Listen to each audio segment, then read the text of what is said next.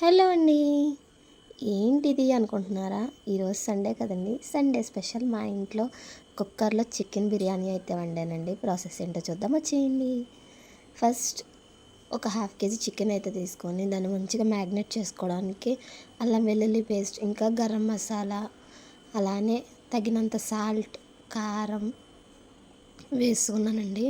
అలాగే మంచిగా 2 కట్ చేసిన పచ్చిమిర్చి, కొత్తిమీర, పుదీనా వేసుకొని కరివేపాకు కూడా కొంచెం యాడ్ చేసేసుకొని మంచిగా ఒక స్పూన్ ఆయిల్ అయితే వేసానండి.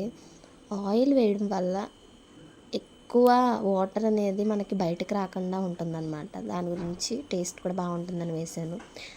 అలాగే హాఫ్ కేజీ చికెన్కి నేను వచ్చేసి ఒక 300 గ్రామ్స్ అలా రైస్ తీసుకొని మంచిగా కడిగేసి నానబెట్టుకున్నాను అనమాట. ఒక హాఫ్ అన్ అవర్ అయినా నానితే బాగుంటాయి అనేసి. అలానే మసాలా ఇంగ్రీడియంట్స్ అన్నీ హోల్ గరం మసాలాస్ అన్నీ వేసేసి మంచిగా ఫ్రై చేసేసుకున్నాను. తర్వాత ఉల్లిపాయలు వేసుకొని ఫ్రై చేసేసుకోవాలి. ఆనియన్ ఫ్రై అవ్వడానికి కొంచెం పసుపు ఇంకా కొంచెం ఉప్పు వేసుకొని లైట్గా ఫ్రై చేసుకుంటున్నానండి. ఎందుకంటే ఆల్రెడీ మనం చికెన్ మ్యాగ్నేట్లో ఉప్పు కట్ట వేసాం కదా, ఇందులో ఎక్కువైపోద్ది అనేసి కొంచెంగా వేసుకున్నాను. తర్వాత కొత్తిమీర, పుదీనా వేసుకొని మంచిగా దగ్గరికి ఎర్రగా ఫ్రై చేసేసుకున్నాను అనమాట.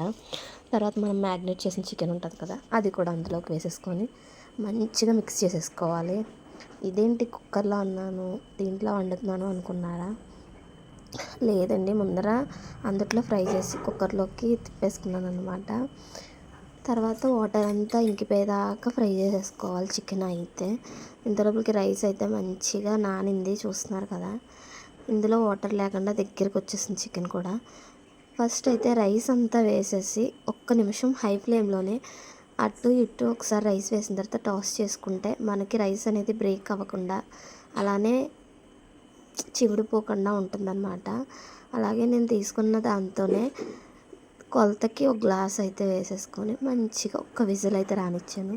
ఇంకేముంది, బిర్యానీ అయితే రెడీ అయిపోయింది. లాస్ట్లో మూత తీసి కొంచెం కొత్తిమీర, కొంచెం నెయ్యి జల్లుకొని ఇంకేముంది, సర్వ్ చేసేసుకోవడమే.